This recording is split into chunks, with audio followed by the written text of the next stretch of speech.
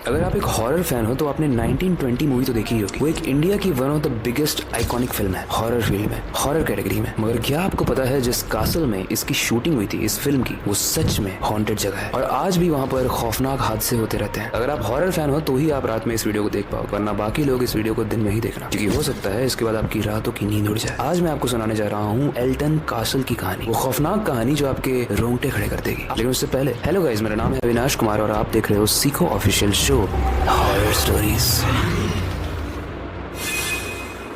Elton Castle शुरू में एक खुशहाल प्लेस हुआ करता था। ये कासल सबसे पहले सर रेजिनाल्ड विलियमसन का था और रेजिनाल्ड अपने परिवार के साथ इस कासल में रहता था। सर रेजिनाल्ड एक सख्त मिजाज का आदमी था जो अपने नौकरों के साथ काफी बुरा बर्ताव करता था। उनका एक कारपेंटर भी था जिसका नाम था जोसेफ। जोसेफ जो इस कासल का सर्वेंट था यानी नौकर, वो अपनी छोटी बेटी के साथ नौकरों वाली जगह पर रहता था यानी सर्वेंट क्वार्टर में। अब जोसेफ वैसे अपने काम में काफी ईमानदार था, लेकिन एक दिन उसका झगड़ा हो जाता है सर रेजिनाल्ड के साथ जो काफी सख्त थे। अब गुस्से में सर रेजिनाल्ड जोसेफ को स्टेयर से यानी सीढ़ी से धक्का दे देते हैं। वो इंसिडेंट इतने अचानक से होता है कि बाद में सर रेजिनाल्ड को रियलाइज होता है कि जोसेफ के गिरने के बाद उसके सर में इतनी तेज चोट लगी कि जोसेफ की मृत्यु हो गई। लेकिन सबसे स्ट्रेंज बात यह है कि ये सब उसकी छोटी बेटी ने देख लिया। उस दिन तो सर रेजिनाल्ड ने उस छोटी बेटी को जाने दिया, लेकिन ये डर उसे सता रहा था कि उसकी बेटी ने देख लिया और अगर ये चीज उसने पुलिस को बता दिया, कंप्लेन कर दी, तो मेरी तो कोई इज्जत ही नहीं रहेगी। लेकिन जब तक वो लूसी को ठिकाने लगा था, लूसी यानी जोसेफ की बेटी सर रेजिनाल्ड की पत्नी को सारी बात बता देती है। सर रेजिनाल्ड वैसे तो सिर्फ लूसी को ही मारने वाले थे, लेकिन मजबूरन उसने अपनी खुद की पत्नी और जोसेफ की बेटी को उस कासल के बेसमेंट में बंद कर दिया और ना ही उन्हें खाना दिया, ना ही उनकी चीखों की कोई वैल्यू की। सर रेजिनाल्ड की पत्नी और जोसेफ की बेटी वहीं पर सड़कर मर गए और माना जाता है कि वो सारे ही लोग जो वहाँ पे मरे, चाहे उसकी बेटी हो या फिर सर रेजिनाल्ड की पत्नी, उनकी आत्मा को शांति नहीं मिली और आज वो उस कासल में भटकते हैं। और ऐसा ही कुछ हुआ रिसेंट की एक स्टोरी में जो आपको सुनाने जा रहा हूँ। लंदन की विलियमसन फैमिली में 4 लोग थे, जॉर्ज, उसकी पत्नी अरीना और उनके 2 बच्चे हैरी एंड मैरी। वो अपना नया साल मनाने के लिए वो इसी कासल में पहुंचते हैं। मैरी अपने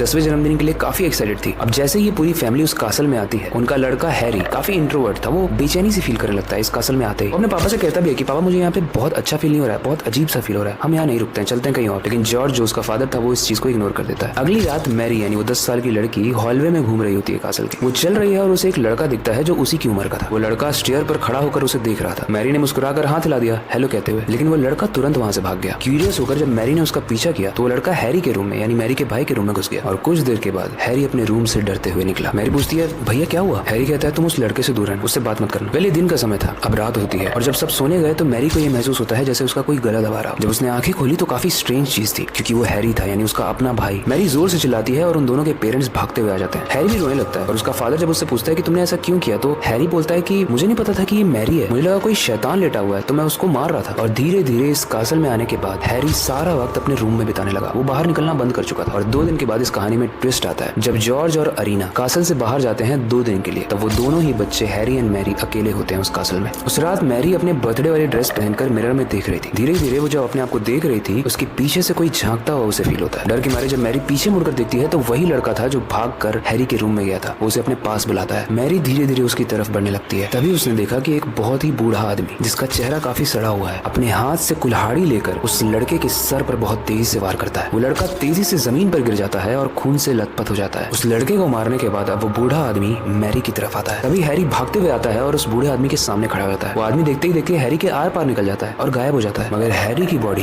कांपने लगती है, उसकी आंखें सफेद हो जाती हैं और वो एकदम से जमीन पर गिर जाता है। इसके बाद उसके मुंह से झाग निकलने लगता है और उसकी मौत हो जाती है। मैरी ने काफी हिम्मत करके अपने पेरेंट्स को कॉल किया और वापस आने के बाद उन्होंने हैरी के रूम में एक डायरी देखी। एक डायरी जिसमें लिखा था कि उसे बचपन से आत्माएं दिखती हैं। और कासल में आने के बाद उसने भूतों को देखा, जिसके बाद उसे काफी अनयूजुअल फील हुआ। और इंट्रोवर्ट होने की वजह से वो खुल के नहीं बता पाया, लेकिन फिर भी उसने ट्राई किया अपने पिताजी यानी जॉर्ज को बताने का कि उसे यहाँ पर अच्छा फील नहीं हो रहा है, यहाँ से चलते हैं। लेकिन उसके पिता ने मना कर दिया। और उस डायरी में उसने उस बूढ़े आदमी का जिक्र भी किया था जिससे उसे सबसे ज्यादा डर लगता था। वो कभी भी किसी को मार सकता था। और आखिरी पेज में हैरी ने लिखा था मुझे पता है ये सारे भूत मेरी बहन मैरी को भी दिखने लगे हैं, लेकिन अगर उसको कोई भी टच करेगा तो मैं उसे बचा लूंगा। और यही थे हैरी के शब्द। लेकिन गाइस स्ट्रेंज बात यह है कि वो बूढ़ा आदमी कौन था। गाइस स्टोरी हॉरर तो थी, लेकिन इसमें एक भाई और बहन का हमें प्यार भी दिखता है। वो अपनी बहन को बचाते बचाते मर गया। लेकिन एक स्ट्रेंज चीज आपने नोटिस की, वो बूढ़ा आदमी कौन हो सकता है? क्या वो जोसेफ है जिसको सर रेजिनाल्ड ने मार दिया था या खुद वो सर रेजिनाल्ड है जो जब लूसी को मार रहा होगा तो उसी वक्त की चीजें वापस रिपीट हो रही हैं। और यहाँ पर जो भी लोग आते हैं उसको वही दिखता है। कभी कोई बोलता है कि कोई बेसमेंट में बंद है, कभी कोई बोलता है कि स्टेयर से गिरने की आवाज आती है, और ये वही स्टोरीज हैं जो हमने स्टार्टिंग में डिस्कस की थी, जो एग्जैक्टली इस कासल में हुआ था। गाइस, एलर्टन कासल आज भी वहीं पर खड़ा है, लेकिन माना जाता है कि जोसेफ, लूसी और सर रेजिनाल्ड की आत्मा आज भी लोग वहाँ पर महसूस करते हैं। कुछ लोग कहते हैं कि एक आत्मा भी है जो उनको बचाने की कोशिश करती है, और वो ऐसा मानते हैं कि वो हैरी की आत्मा है जो उन तीनों से लड़ती रहती है। और अगर आप कभी उस एलर्टन कासल में जाते हो तो आपको हो सकता है एक मुस्कुराता हुआ लड़का दिखे जो आपको वेव करे, तो बस उसे वेव मत करना, क्योंकि उसके बाद वो बूढ़ा आदमी आएगा और आप